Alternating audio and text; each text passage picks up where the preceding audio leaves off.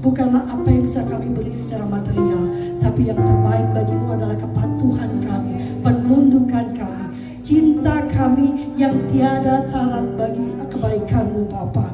Kami berjanji Bapa, mulai hari ini kami menyerahkan hidup kami. Bukan berarti berkepasrahan. Menyerahkan hidup kami artinya Tuhan, kami benar-benar hidup di dalam panduan-Mu. Kami benar-benar hidup di dalam jalan-Mu. Kami tidak melihat dunia lagi Tuhan. Kami hanya memandang wajah-Mu. Kami hanya memegang janji-janji-Mu Tuhan.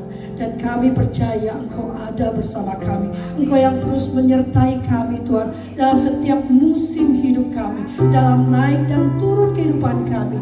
Engkau satu-satunya Tuhan yang terus menggenggam tangan kami dengan tangan kanan-Mu. Engkau yang tidak pernah membiarkan kami jatuh terjerembab. Engkau yang terus mengangkat kami tinggi dan lebih tinggi. Terima kasih Tuhan, terima kasih Tuhan. Tuhan, kami siap mendengarkan secuplik firman-Mu Tuhan. Kami siap mendapatkan penguatan iman. Kami siap mendapatkan pembangunan rohani kami. Bapa, pakailah hamba-Mu yang tidak berguna ini. Biarkan apa yang keluar dari mulut hamba bukanlah pikiran hamba. Biarkan yang keluar dari mulut hamba bukanlah apa yang ada di dalam hati hamba, tetapi Engkau yang berbicara Tuhan. Kuasa-Mu bekerja melalui hamba-Mu yang hina ini Bapa. Hamba percaya di dalam kuasa-Mu banyak jiwa yang terjamah, banyak hidup-hidup yang diubahkan, karena Engkaulah pemilik hidup kami. Di dalam nama Tuhan Yesus, dengan penuh syukur kami berdoa. Amin. Ya, silakan duduk. Bangga melihat Bu Sinta memimpin pujiannya. Kayaknya di sini saya nggak dipakai lagi nih kayaknya. Udah jadi WA utama ya. Oh, tadi saya dikasih pesan kongsi. Nah, ini bajunya khusus loh ini. Udah sejak minggu lalu Ibu udah heboh. Hari ini Rima bajunya congsam ya. Saya cari secara congsam, ukuran saya kan susah nyarinya ya. Saya cari congsam, puji Tuhan ketemu. Bapak Ibu Saudara yang belum mengenal saya, ini PowerPoint-nya diserahkan nggak ya? Boleh ditayangkan nggak ya? Sehingga saya bisa melihat satu saja. Boleh ditayangkan sahabat yang di belakang? Sahabat yang di belakang. Wah, iya. Belum. Ya, berjaga di tengah dunia yang diguncang. Karena tema kita, saya ingat aja 7 cawan murka Allah. Satunya berapa? 7 materai dan 7 cawan murka Allah. Ya, saya bertanya, ya 7 sangkakala dulu, 7 materai gitu ya, urutannya kan. Dan saya berusaha mencari itu apa sebetulnya ingin Tuhan sampaikan ya, melewat saya tentang 7 cawan murka Allah. Dan next, sebelum saya masuk ini mungkin karena kan yang kenal biasanya saya dikenal bukan cuman ya, WL itu bukan cuman ya, sebagai WL ya. Saya jadi gak enak hati yang bilang ya. Saya kenalkan, nama saya Pastor Lovely Bintoro. Memang beberapa memanggil saya Rima, beberapa memanggil saya Lovely ya. Tapi sebetulnya saya suka disebut dengan nama Lovely karena ini nama yang dipanggilkan oleh almarhum ayah saya ya. Jadi ayah saya kalau panggil saya dengan nama Lovely. Jadi nanti kalau kalian kesel sama saya kan tetap panggilnya Lovely gitu kan ya. Jadi tetap sayang jatuhnya ya. Dan saya adalah gembala di Safe Community. Dan Safe Community memang Tuhan titipkan ini hanya bicara tentang perempuan dan keluarga itu ya. Jadi saya masih agak takut-takut nih karena Tuhan jelas pesannya hanya untuk perempuan dan keluarga. Dan saya ibu dari 2 orang anak, yang sering muncul hanya satu karena yang satunya yang besar itu berkeliling terus. Hari ini dia ada di Goa, India. Ya, nanti kalau dia jadi dia akan bergerak ke Kathmandu, ke Nepal gitu ya. Kalau jadi, tapi saya berharap gak jadi biar pulang ya, karena sudah rindu ibunya ya. Dan saya mendirikan Safe Community karena dalam kehidupan saya mengalami begitu banyak penghakiman ya. Ibu tahu lah ya, saya juga beberapa kali curhat dengan ibu, sehingga saya merasa bahwa kita perlu punya satu komunitas yang aman ya, terutama untuk perempuan. Maaf ya Pak ya, bukannya ini ya seksis ya, tapi terutama untuk perempuan, karena seringkali perempuan tuh kalau kumpul sama perempuan malah saingan, benar ya, malah sindir-sindiran gitu ya, sehingga ada kesan bahwa kita ini tidak bisa hidup tanpa laki-laki. Jangan salah diartikan nanti pernyataan saya ini, sehingga saya membentuk Safe Community. Dan saya juga mendirikan Smart Thinker Academy karena pada dasarnya saya adalah ibu homeschooler Jadi ini untuk membantu teman-teman yang melakukan homeschooling. Saya juga mendirikan Suluh Keluarga karena memang pesan Tuhan itu bicara pada keluarga. Dan saya percaya bahwa kita tuh menjadi berkat untuk bangsa-bangsa, artinya bukan hanya untuk orang Kristen saja. Maka saya mendirikan Suluh Keluarga ini khusus bicara tentang parenting ya. Dan saya juga mendirikan Operet. Pengangguran banget ya, ini berkat COVID sebetulnya. Karena COVID saya nggak bisa pergi, saya nggak bisa kemana-mana, sehingga saya mendirikan banyak hal, memulai banyak hal. Operet ini adalah obrolan perempuan tangguh. Ya, memang dari awal Tuhan bilang bicara perempuan aja, bicara perempuan aja. Dan Operet ini sekarang sudah ada 300 perempuan ya dari seluruh Indonesia. Tadinya sudah 500, tapi sesuatu terjadi, itulah ya kelemahan kita itu saling menjelekkan, saling memburukkan sehingga banyak yang keluar. Tapi banyak dari mereka masih tetap WhatsApp dengan saya. Percaya tidak percaya, dari 300 perempuan itu paling 10 yang pernah bertemu dengan saya secara langsung ya, karena ada yang di Aceh, ada yang di, dan ini ya tempat saya menyampaikan tentang kasih Tuhan kepada semua perempuan dari berbagai bangsa. Ya, sudah ya, jadi sudah kenal ya bahwa sebetulnya ada kehidupan lain saya di luar. Ya, tapi saya memang sejak awal diminta oleh ayah bapak spiritual saya untuk pertama belajar menyembah Tuhan katanya. Itulah awal pertama saya menjadi worship leader. Jadi Kasinta, worship leader itu bukan hanya bicara tentang menyanyi yang benar, tapi pada saat ada di depan, langsung hati kita tuh bukan melihat orang, tapi kita melihat Tuhan saja. Hati kita langsung menyembah. Nanti Kasinta akan beda suaranya yang keluar, ya. Nah, kita bicara tentang berjaga di tengah dunia yang goncang. Next. Saya mau cerita dulu gitu ya, karena katanya kalau berkorban itu cerita dulu biar ada konteksnya gitu ya. Pada suatu tempat di suatu malam, ini cerita saya sendiri deh ya, karena saya ibu tunggal dari 2 orang anak dan kami tidak pernah tinggal dengan keluarga. Jadi saya dengan anak-anak itu selalu tinggal sendiri. Nanti boleh dicek sama anak saya ya, kalau ibunya bohong nanti tanya sama dia ya. Kami selalu tinggal sendiri, kami tidak pernah menumpang atau ikut dengan keluarga. Sehingga yang ada hanya saya dan 2 anak saya.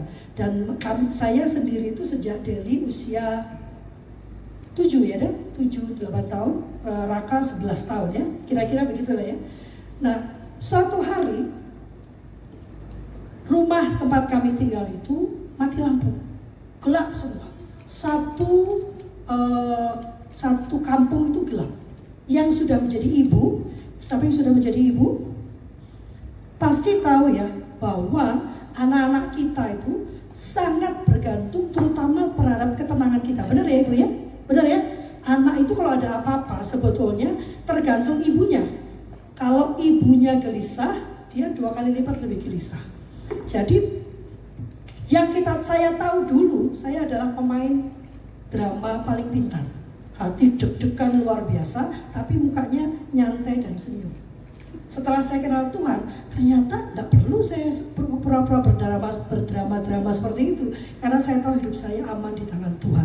Nah, waktu mati lampu, anak saya bingung dong, mah lampunya mati.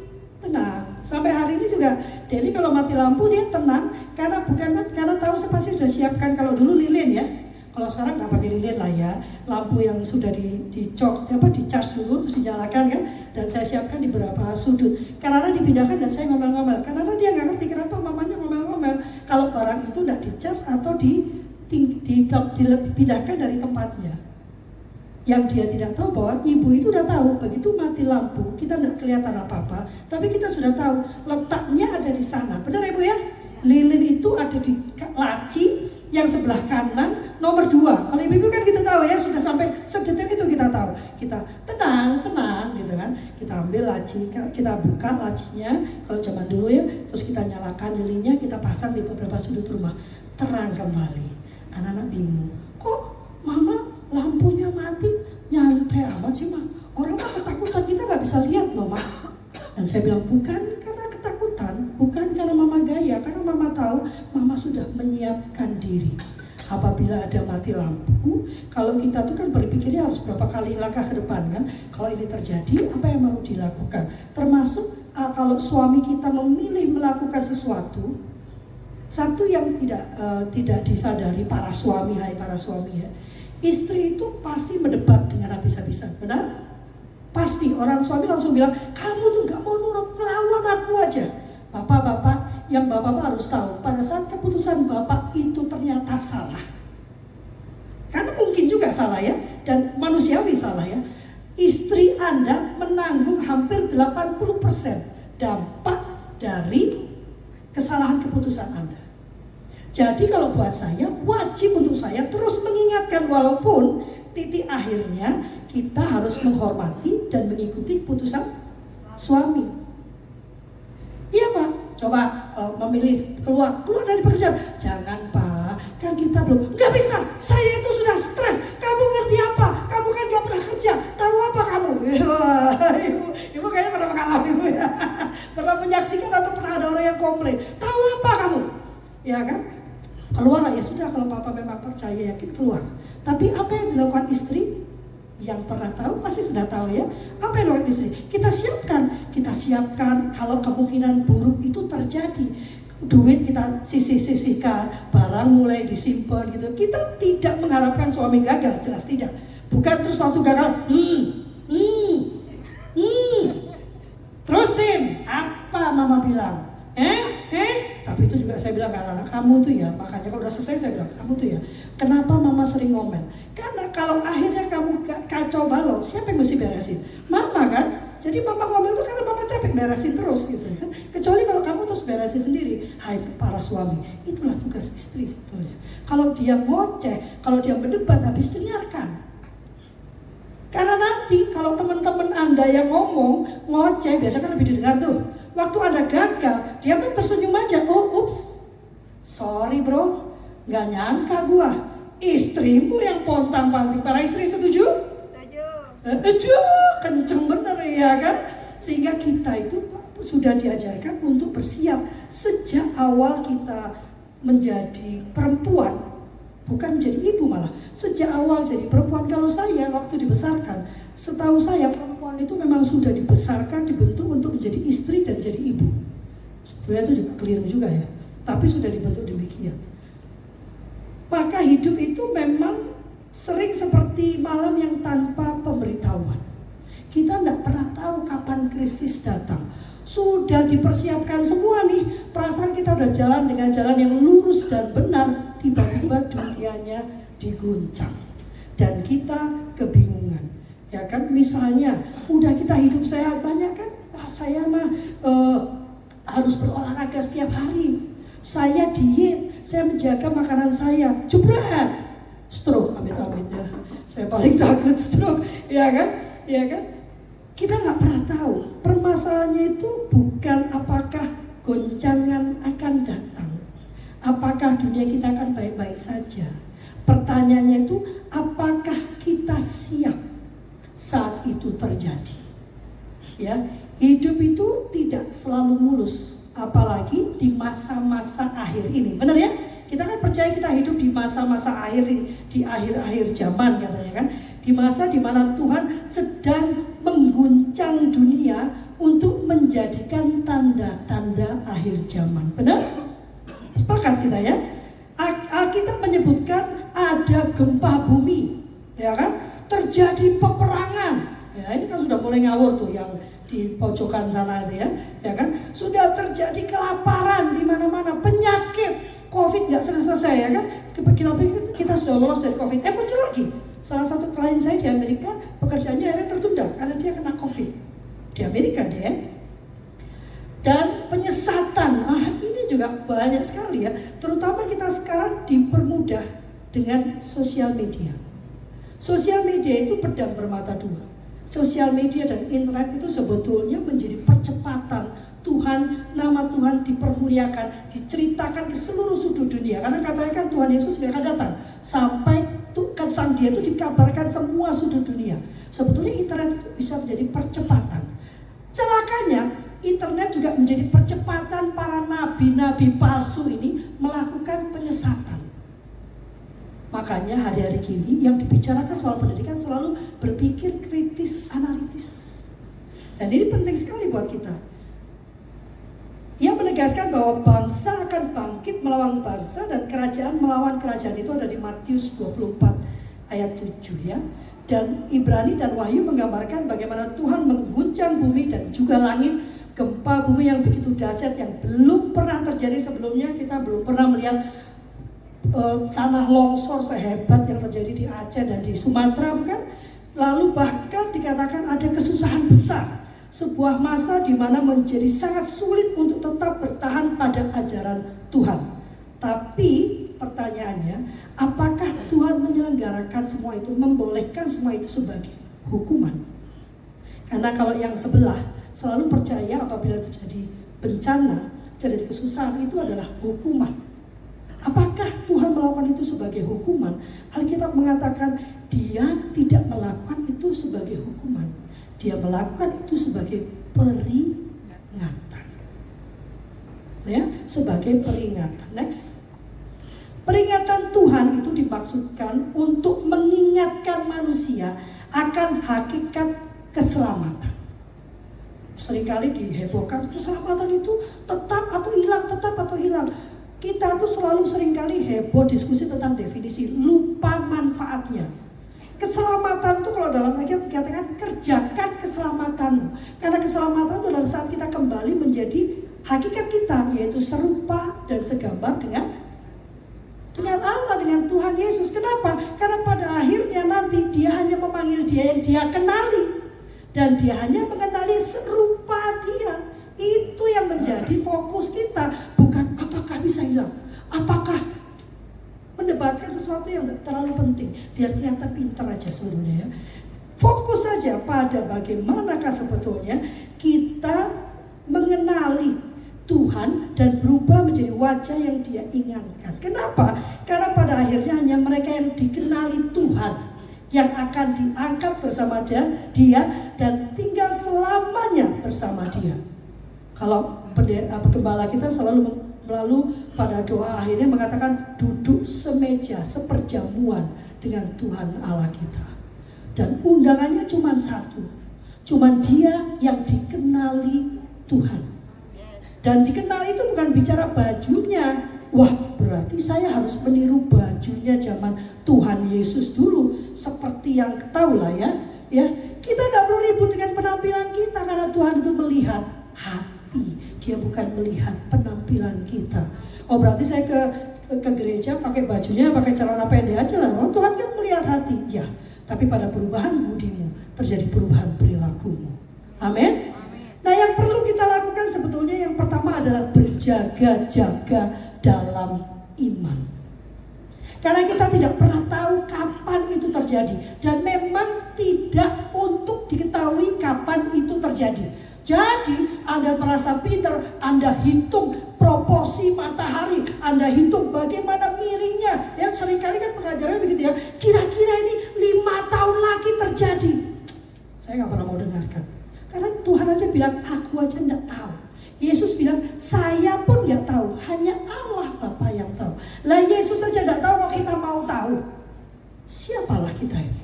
Tapi yang diminta oleh Tuhan, kenapa dia minta kita berjaga-jaga? Enak dong kalau tahu, Pak, kira-kira 5 tahun lagi bubar. Yesus datang 5 tahun lagi. Oke, 5 tahun ya? Oke. 3 tahun kita senang-senang. Sama dengan kematian yang kita ketahui kan, kita senang-senang. Begitu 2 tahun, wah jadi manusia yang sangat saleh. Datang ke gereja, bantuin Bu Gembala gitu kan. Kalau ke gereja bukan datang duduk terus mendengarkan, datang pagi-pagi ikut menata ruang gereja. Jangan salah, saya pernah ya, saya pergi ke Afrika. Wah, saya pernah ke Liberia Ibu ya. Doa saya cuma satu sama Tuhan, karena dia sudah bantu, dia beri saya dana, karena saya bayar sendiri tuh untuk pergi ke Liberia waktu itu. Saya cuma bilang, Tuhan, saya mau melayani. Saya memang pelayan ya, saya WL, tapi saya nggak bilang saya mau jadi WL di sana. Saya bilang saya mau melayani. Apapun pelayanan kau berikan saya terima. Suruh ngepel gereja pun saya kerjakan Tuhan. Dan sampai di sana Bapak Ibu Saudara, saya masuk ke satu gereja dan memang tugas saya satu kali, saya kaget ya, karena orang Afrika itu kalau disuruh pendetanya datang jam 4, dia datangnya jam 6. Ya, kalau kita, benar nih kita nih, kalau jadwalnya jam 4, datangnya jam berapa? Iya, kalau kita kan 4.30 lah ya. Enggak salah ya, kalau jadwalnya jam 4, datang jam 3.30, itu udah paling telat. Benar ya Bu ya? 30 menit sebelum waktu perjanjiannya. Datang, siap. Saya datang, kata dia, kalau semua pengerjaku kayak kamu, Lovely, bahagia kali hidupku. Dalam hati saya, di Indonesia itu kebanyakan gereja kita sudah ngumpul 30 menit sebelum kegiatan. Jadi teman-teman ya, kalau memang kita bersepakat datang jam 4, ya datang 3.30 dong, jangan 4.15, 4.30, 4.20, nanti alasannya karena belum selesai kerja.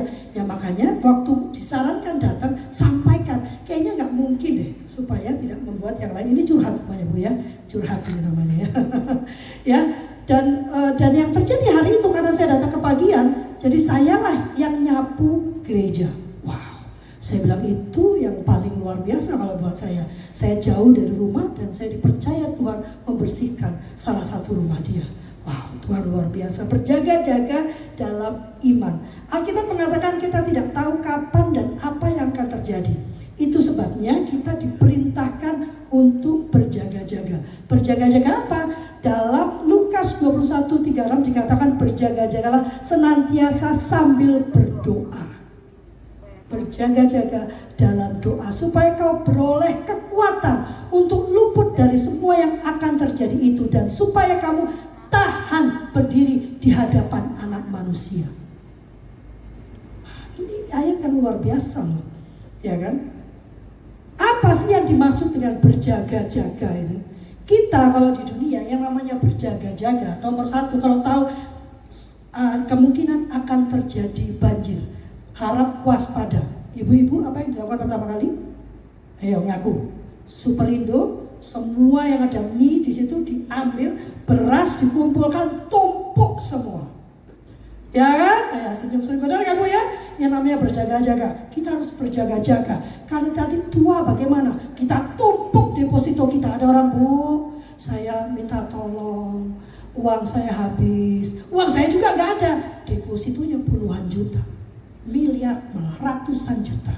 Tapi memang karena dia katanya mau berjaga-jaga, uang yang dia pegang itu sangat sedikit. Nggak bohong dia, duitnya cuma sedikit, tapi depositonya bermiliar-miliar. Bapak Ibu Saudara, kita tidak diciptakan untuk membuat diri kita aman. Kita diciptakan untuk menjadi berkat. Ya, jadi saya nggak pernah, anak-anak saya nggak pernah saya katakan nabung yang banyak. Kalau kamu mau melancarkan hidupmu, investasi, buat usaha. Dengan begitu kamu aman, tapi kamu juga mengamankan orang-orang di sekitarmu.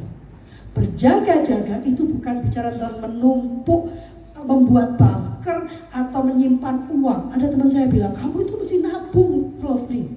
Sudah tua loh kamu. Masa juga kamu itu nanti gimana hidupmu kalau tua nanti? Saya bilang hidup saya ada di tangan Tuhan. Amin. Kamu mau nyimpan uang di bank bermiliar-miliar, jegeder, banknya tutup. Ya kan? Kamu mau bikin kos-kosan berpuluh-puluh pintu, ratusan, hotel banyak jegeder, kebakaran. Mau ngapain? Hanya Tuhan yang bisa kita andalkan. Dan percaya begitu kita mengandalkan Tuhan, hidupmu jadi cantik mukanya ya, tidak tua-tua ya. Berjaga adalah di dalam doa. Berjaga adalah di dalam firman. Dan berjaga adalah di dalam karakter kita. Gampang diucapkan tapi sulit dilakukan. Mengapa? Karena dunia akan terus memberikan banyak pilihan dan pendapat yang lebih masuk akal. Kadang-kadang pilihan Tuhan atau perintah Tuhan itu tidak masuk akal. Dan karena begitu banyak dan lama-lama kita mikir secara logika, kita benar juga ya, sehingga kita kemudian dibawa oleh arus. Karena lebih sering dari tidak, firman itu terdengar tidak masuk akal. Ya kan? Karena itu Alkitab mengingatkan kita untuk tidak serupa dengan dunia. Ya kan? Karena apa? Tapi dengan membiarkan perubahan terjadi di level budi kita. Itu Roma 12 ayat 2. Dan buat saya ini penting. Saya tidak bisa ngomong sama ibu, hidup kudus Bu. Ya kan? Jangan gosip Bu, Pak. Jangan suka bentak istrimu Pak. Tidak bisa. Itu tidak akan terjadi kalau Anda menggunakan kekuatan Anda sendiri. Kalau ada orang gosip, jangan gosip, jangan gosip. Tuhan, enggak bisa. Sudah dikatakan dalam Alkitab, jangan mengandalkan kekuatan kita, tapi ubah budimu. Budi itu bicara tentang paradigma berpikir, bicara tentang identitas. Siapakah engkau hari ini? Kalau saya tanya ibu, bapak, hari ini siapakah Anda? Apakah jawaban Anda? Jawaban saya jelas, saya adalah anak Tuhan. Saya anak raja di atas segala raja. Karena saya tahu saya anak raja di atas segala raja, akankah kemudian saya berbicara yang tidak berguna? Anak raja tidak punya waktu untuk gosip. Karena identitas saya sudah berubah. Banyak orang fokus pada perubahan perilaku dengan penekanan pada kewajiban hidup kudus. Gak bisa. Gak bisa. Saya mau hidup, gak bisa. Anda harus mengubah identitas Anda, maka kekudusan itu menjadi milik Anda. Amin. Anda baru bangun pagi aja, lihat suami, sudah tahu minggu bangunnya siang, nggak bantuin bersih-bersih, nanti bangun-bangun ngoceh-ngoceh, udah dosa. Baru bangun aja lihat suami, dulu aku ngeliat apa? Atau suami, dulu kayaknya cantik jelita langsung, ini sekarang kenapa kesana kesini, mengembang ke atas, ke bawah, ke kanan dan ke kiri. Sudah dosa Anda. Jadi hidup kudus itu bukan sesuatu yang Anda kerjakan, tapi dampak dari perubahan budi Anda. Tapi semua itu tidak akan bisa terjadi, setidaknya tidak akan bisa berkelanjutan apabila kita tidak lebih dulu mengubah budi kita. Mengubah budi kita itu bagaimana? Dengan cara menerima roh yang sudah diubahkan. Kita punya roh kita, waktu kita menerima Tuhan Allah kita, waktu kita lahir baru. Makanya bukan masalah dibaptis tidak dibaptis. Saya kadang-kadang kesel kalau orang itu kok debat hanya mau selam atau mau bangun, mau selam atau mau bangun. Atau ada gini, saya sudah dibaptis, saya disuruh baptis lagi. Kalau saya Bapak Ibu ya, misalnya saya bilang sama Bu Gembala, Bu saya mau gabung di sini saja. Kamu sudah dibaptis Lovely? Sudah Bu, tapi kayaknya kurang afdol deh Lovely. Kamu saya baptis lagi ya. Saya katakan, Ibu, di dalam Alkitab dikatakan, karena bukan pembaptisanmu yang menyelamatkan. Kalau saya mah cuma cemplungin kaki begini aja juga gak apa-apa lah, ya kan? Ini yang Lovely, mohon maaf menurut Ibu, dosamu kebanyakan. Jadi celupin terus sampai hitam airnya kan, baru tidak ada masalah. Karena bukan itu intinya. Intinya adalah perubahan, kelahiran baru. Lahir baru itu pada saat Anda menerima. Karena Tuhan itu memberikan free will. Dia turunkan rohnya ke dalam rohmu, dia gantikan rohmu. Tapi kalau Anda keras kepala dan mengatakan enggak, saya mah tetap saya, lagunya aku masih seperti yang dulu, ya kan? Kalau itu biasanya kalau kita lagi cerita tentang rumah sakit jiwa kan.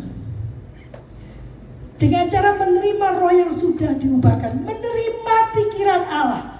Alkitab mengatakan engkau diberikan pikiran Allah. Diberikan loh.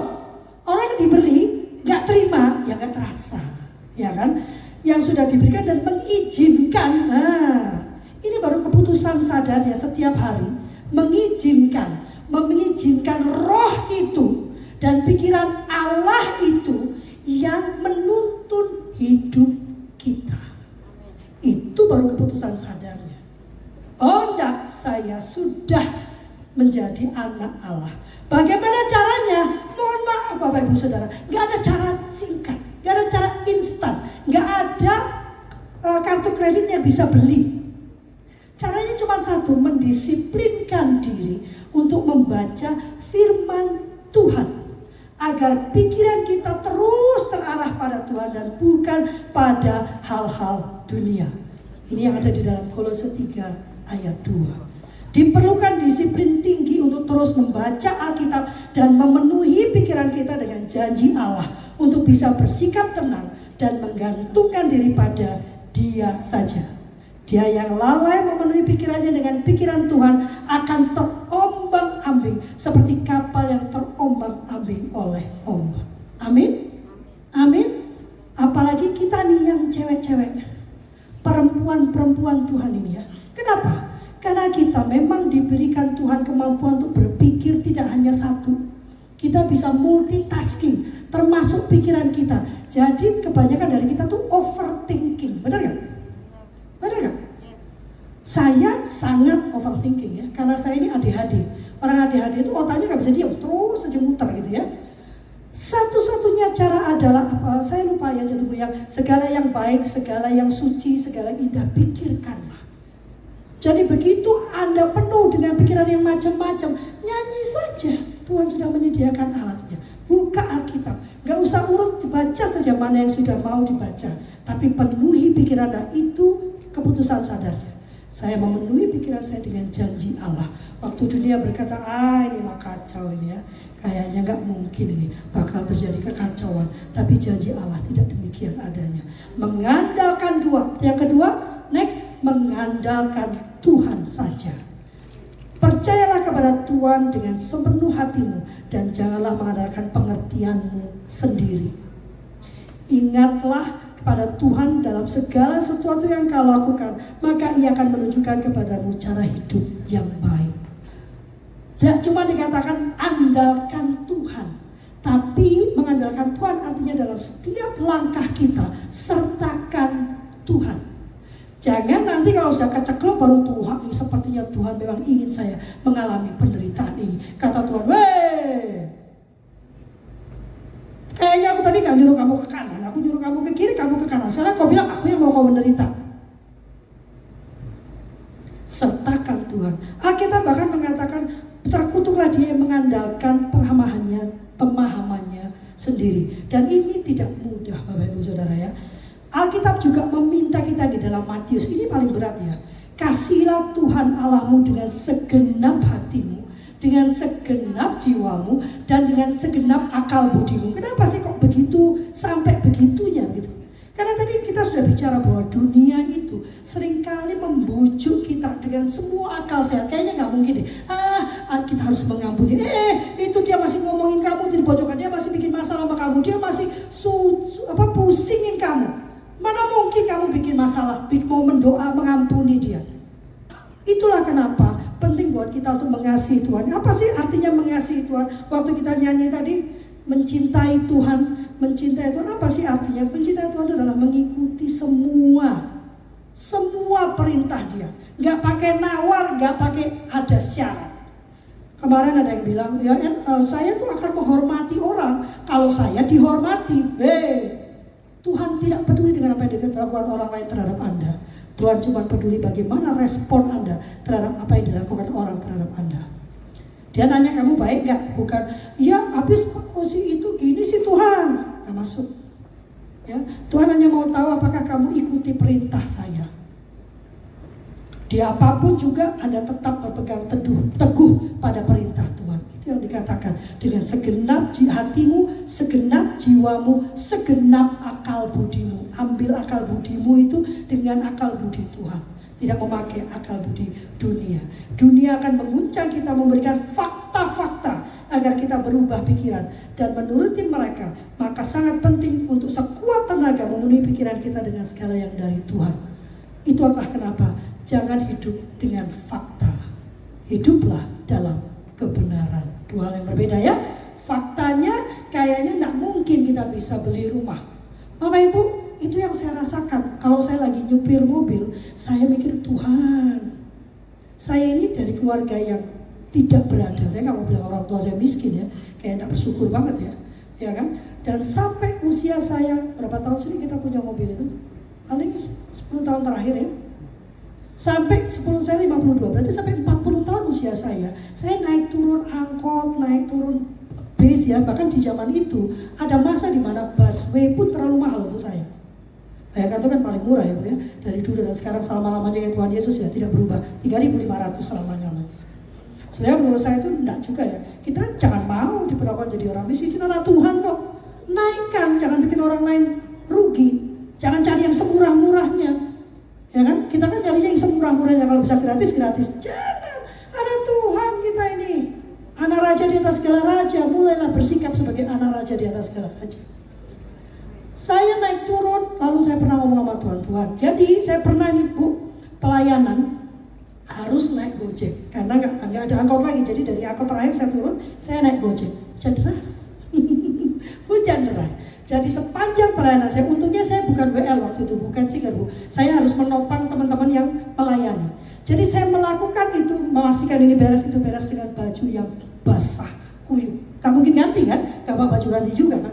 Lalu saya, dan besoknya sakit dong, namanya juga 40 tahun lebih ya, udah sakit-sakit. Saya bilang sama Tuhan, Tuhan kalau gini caranya, nanti kan saya sakit Tuhan, saya perlu mobil Tuhan. Saya perlu mobil supaya saya bisa disuruh melayani kemanapun saya iya. Itu sebabnya rumah saya itu di Parung Panjang, Bapak Ibu Saudara ya. Kira-kira 2 jam mengemudi ke sini ya. Ya pulang pergi 4 jam. Kenapa kok enggak cari yang dekat-dekat saja? Karena saya bukan mencari pelayanan. Saya nggak minta ke ibu, kenalkan saya Lovely, saya WL. Boleh saya WL di tempat ibu? Enggak ibu, saya nggak pernah begitu ya. Tapi siapa yang memanggil saya, itulah Tuhan yang meminta saya melayani. Dan karena Tuhan sudah memberikan apa yang saya minta, kendaraan untuk saya pergi kemanapun Anda panggil saya nggak minta kanannya. PK-nya berapa ya? Oh kayaknya nggak cukup buat bensinnya ya. Dan percaya nggak percaya, ada masa di mana saya nggak ada pendapatan, saya freelance ya, saya nggak bekerja. Tapi setiap hari Sabtu tiba-tiba bensin itu ada duitnya. Dan terus terang Bapak Ibu, saya tidak menerima PK. Ibu, saya baru menerima PK itu 3 tahun belakangan sebetulnya. Karena saya berjanji sama Tuhan, saya nggak mau. Tapi ada satu berita bilang, enggak, Lovely, Ibu sudah berdoa, kamu harus terima PK. So, menggantungkan pada Tuhan itu penting. Jangan lihat faktanya, lihat kebenarannya. Next. Nah, ini menarik menurut saya. Karena Alkitab mengatakan kita harus berjaga bersama komunitas. Kita perlu punya komunitas. Jangan tanya saya punya komunitas apa enggak ya. Saya bikin komunitas sendiri ya. Maka ada pepatah mengatakan bersatu kita teguh, bercerai kita kawin lagi. Enggak ya. Bercerai kita runtuh. Kesatuan dengan mereka yang memiliki visi dan misi yang sama akan membuat kita lebih kuat dan siap. Kita berkata di dalam kesatuan itu bukan hanya kekuatan, katanya ada berkat. Bukan hanya kita menjadi kuat dalam menghadapi apapun juga, tetapi juga membantu kita untuk mencegah hal buruk itu terjadi. Sayangnya, nah ini kan, ya kan? Kenapa seringkali kelompok itu tidak terbentuk? Karena acap kali orang itu berkelompok untuk membuat dirinya merasa lebih baik. Kalau teman-teman ingat kisah Farisi yang berdoa di samping pemungut cukai, ingat ya? Dia di sebelah dia berdoa, Tuhan terima kasih untuk saya ini puasa loh Tuhan, nggak kayak si Farisi, saya kayak pemungut cukai itu. Tuhan terima kasih saya ini untungnya punya suami yang baik loh, nggak kayak suami itu. Tuhan untungnya saya ini ibu yang nggak terlalu bentak-bentak, nggak saya kayak ibu itu. Karena kita berkelompok, kita melakukan itu. Kita hanya berkelompok untuk melihat kesalahan orang lain supaya kita merasa lebih baik tentang diri kita sendiri. Ayo ngaku. Ngaku. Pulang dari konser seneng. Ternyata aku masih lumayan loh. Ibu itu tadi dia kesaksian, dia nangis katanya ini. Wah, itu. Jangan ingat ya. Jadi setiap kali Anda mendengarkan keluhan atau mendengarkan pengakuan orang lain, ingat Farisi dan pemungut cukai. Siapa yang diterima oleh Tuhan? Pemungut cukai. Jangan Anda berkelompok untuk membuat Anda merasa lebih baik. Bukan hanya penghakiman, tapi juga kadang gesekan akibat. Nah ini menarik ya, seringkali itu yang dikatakan itu ya biasalah kalau ada masalah di antara pelayan Tuhan. Katanya kan besi menajamkan besi, orang menajamkan sesamanya. Salah, ayat itu nggak mengatakan berarti boleh kita berkelahi. Enggak, ayat itu justru menempatkan kita pada posisi kita ini pembelajar. Sampai kapanpun kita ini pembelajar. Dengan siapapun kita belajar. Itu maksud ayat ini. Bukan ya si itu misalnya ada sama putra terus kita berkelahi. Ya malum lah, bukan manusia menajamkan manusia. Enggak begitu ya. Tapi kita bicara tentang saling mendoakan, saling menguatkan bahwa ini adalah tempat aman di mana orang saling mengasihi, saling memberikan nasihat, saling mengaku dosa dan saling mendoakan. Kesimpulannya, hidup berjaga bukan hidup dalam ketakutan, tetapi hidup dalam kesiapan. Dia yang mengerjakan 3 hal di atas akan semakin diteguhkan karena tahu ada kehendak Tuhan, dan kehendak Tuhan itu adalah damai sejahtera. ayat terakhir 1 Petrus 5:8-10, sadarlah dan berjaga-jagalah. Lawanmu si iblis berjalan keliling sama seperti singa yang mengaum-aum dan mencari orang yang dapat ditelannya. Lawanlah dia dengan iman yang teguh, sebab kamu tahu bahwa semua saudaramu di seluruh dunia menanggung penderitaan yang sama. Maksudnya jangan lebay ya. Dan Allah, sumber segala kasih karunia yang telah memanggil kamu dalam Kristus kepada kemuliaannya yang kekal, akan melengkapi, meneguhkan, menguatkan, dan mengokohkan kamu sesudah kamu menderita seketika lamanya. Penderitaanmu hanya sementara, dan Tuhan akan terus bersama Anda